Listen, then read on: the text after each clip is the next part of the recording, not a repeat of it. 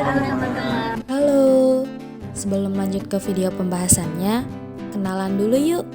Berikut nama anggota dari kelompok 8 dari Prodi D4 Teknologi Radiologi Pencitraan, Fakultas Vokasi Universitas Airlangga.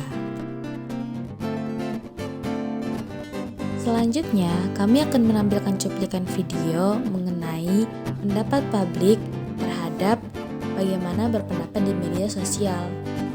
Yuk, simak videonya berikut.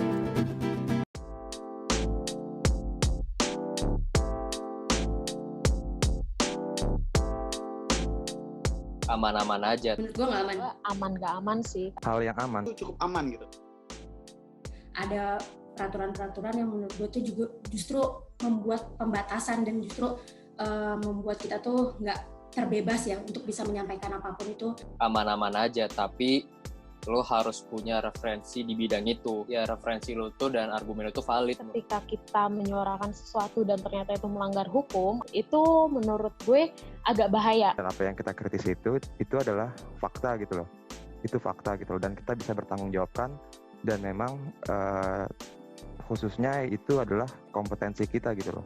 Karena kan kita juga punya kebebasan untuk berpendapat itu sendiri. Karena negara kita kan juga dilindungi oleh hukum ya. Dan sekarang juga ada undang-undang ITE dan lainnya gitu. Nggak semuanya bisa memikirkan hal yang sama. Yang kita ungkapkan kadang bisa jadi asumsi yang berbeda. Karena saya tiap berkomentar itu berdasarkan tentang fakta gitu, ada metodologinya. Itu semua ada datanya, jadi membuat saya nggak khawatir. Gue merasa nggak aman itu karena ada aturan-aturan yang seperti UU ITE, beberapa pasal yang karet menurut gue, dan itu membuat kita jadi lebih harus hati-hati gitu. Undang-undangnya itu tetap menjaga hak kebebasan berpendapat. Nah, tapi ini interpretasinya aja. Pendapat itu kan ada dua kan, ada pendapat yang positif, ada pendapat yang negatif tuh. Asal dua-duanya pendapat dan bisa diuji faktanya, itu nggak mencemarkan nama baik. Yang masuk ke dalam pencemaran nama baik itu adalah fitnah. Dalam politik juga seperti itu. Positive campaigns itu boleh, negatif campaigns juga boleh. Nah, yang nggak boleh itu black campaigns. Nah ini sekarang permasalahannya, yang negatif pun, yang negatif campaigns, yang pendapat yang negatif itu juga bisa kena ITE tuh, bingung tuh. Orang yang bikin undang-undang itu nggak bego-bego banget lah. Mereka pasti punya data dan riset yang cukup untuk bisa ngomong hal itu. Gue beberapa yang seharusnya memang disuarakan, itu jadinya tidak bisa disuarakan, dan orang yang menyuarakan hal ini itu jadi terkena pasal tindak pidana dan sejenisnya. Masih sangat subjektif.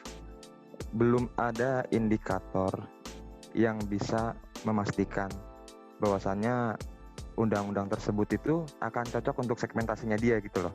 Jadi kita nggak tahu batasan mana kita harus berpendapat gitu loh. Aku sih lebih setuju dengan ada undang-undang ya. Jadi seseorang itu tuh kalau dia berpendapat itu lebih terkontrol kayak gitu. Tapi kadang dengan adanya undang-undang orang suka disalahgunain juga. Demokrasi adalah pemerintahan yang diselenggarakan dari rakyat, untuk rakyat, dan oleh rakyat. Dalam demokrasi, setiap warga negara diperbolehkan untuk berpartisipasi, baik secara langsung maupun tidak langsung. Nah, Indonesia sendiri menjadi salah satu negara yang menganut sistem pemerintahan secara demokrasi. Negara yang menganut sistem demokrasi ini akan memberikan kebebasan warga negaranya untuk menyampaikan pendapat. Demokrasi di Indonesia pada masa pandemi ini semakin menarik dibicarakan pada dunia publik, apalagi pada media sosial.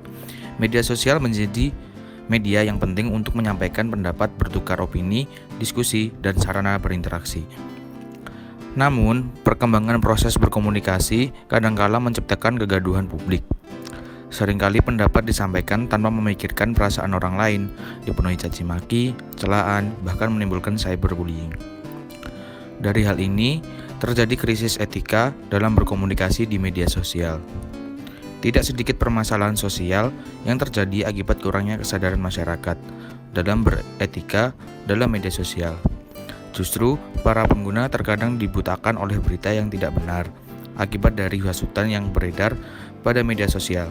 Padahal, media sosial sebaiknya dapat menjadi wahana untuk mendudukkan proses dialog yang sehat dalam berkomunikasi agar terwujud harmonisasi. Meski jaminan atas kebebasan berpendapat sudah diatur dalam Undang-Undang Dasar 1945 dan Pasal 23 Ayat 2, Undang-Undang Nomor 39 Tahun 1999 tentang Hak Asasi Manusia, namun sistem hukum kita juga menerapkan batasan terhadap pelaksanaan hak tersebut yang salah satunya diatur dalam Undang-Undang Informasi dan Transaksi Elektronik. Di antara beberapa pasal yang mengatur mengenai tindak pidana di bidang teknologi informasi dan transaksi elektronik, UU ITE mengatur mengenai pemidanaan terhadap aktivitas berpendapat di internet. Ketentuan yang mengatur terkait hal tersebut antara lain Pasal 27 Ayat 3, Pasal 28 Ayat 2, Pasal 45 Ayat 2, Pasal 45 Ayat 3, UU 19 tahun 2016 tentang UU ITE.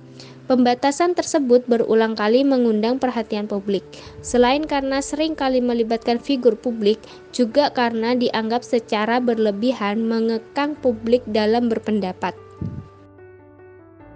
Namun, di sisi lain, Undang-Undang ITE mampu mencegah perbuatan pencemaran nama baik yang biasa dilakukan oleh masyarakat di media sosial, di mana masyarakat mempunyai kebiasaan menghujat orang lain. Hal itu tercantum pada pasal 27 ayat 3 Undang-Undang ITE, yaitu setiap orang dengan sengaja dan tanpa hak mendistribusikan dan atau mentransmisikan dan atau membuat dapat diaksesnya informasi elektronik dan atau dokumen elektronik yang memiliki muatan penghinaan dan atau pencemaran nama baik. Sehingga undang-undang tersebut memiliki tujuan untuk melindungi hak asasi masyarakat. Namun, sayangnya banyak disalahgunakan oleh oknum-oknum yang tidak bertanggung jawab.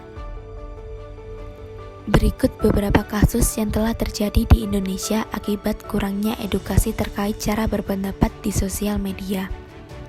Contoh kasus yang pertama yakni psikologis veteran Beto terguncang komentar negatif netizen. Ruben Onsus Wahmi Sarwenda bereaksi. Bisa dilihat, akibat dari berpendapat negatif di sosial media bisa membuat kesehatan anak terganggu. Meskipun bisa kita ketahui bahwa anak tersebut mendapat pengawasan orang tua saat bermain sosial media. Tetapi, jika jejak digital komentar negatif masih ada, pastinya masih dapat diakses oleh anak yang paham dengan media sosial.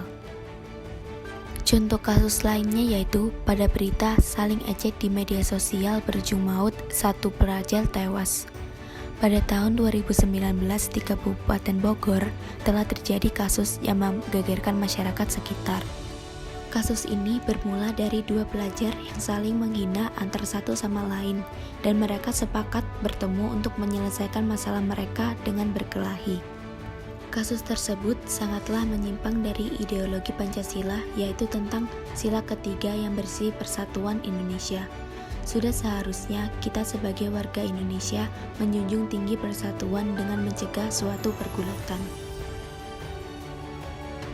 Dapat kita amati, berpendapat atau berkomentar di media sosial dapat menimbulkan banyak dampak negatif, sehingga cara mencegahnya tidak hanya berkaitan dengan tutur kata yang baik, namun diwujudkan dari niat tulus yang diekspresikan dari ketenangan, kesabaran, dan empati kita dalam berkomunikasi. Bentuk komunikasi yang menggunakan etika menghasilkan komunikasi dua arah yang bercirikan penghargaan, perhatian, serta dukungan secara timbal balik dari pihak-pihak yang berkomunikasi. Penyampaian aspirasi dan pendapat dalam media sosial memerlukan komunikasi yang beretika. Cara yang dapat dilakukan untuk melatih etika dalam berkomunikasi di media sosial adalah dengan membiasakan diri untuk memakai bahasa Indonesia yang baik dan benar. Saat kita berinteraksi, siapapun lawan bicara kita. Pengguna media sosial juga sebaiknya cermat dan menghindari penyebaran tulisan-tulisan ataupun hal-hal yang berkaitan dengan isu SARA, pornografi, dan aksi kekerasan. Lalu, bagaimana cara berpendapat di media sosial yang baik? Simak penjelasannya di berikut ini. Menurut berita di Cyberheart, Ketua Komisi 1 DPR RI, Mautia Hafid, mendorong anak muda untuk memanfaatkan kebebasan berpendapat dan berekspresi untuk menyampaikan ide dan gagasan positif dan bertanggung jawab di media sosial.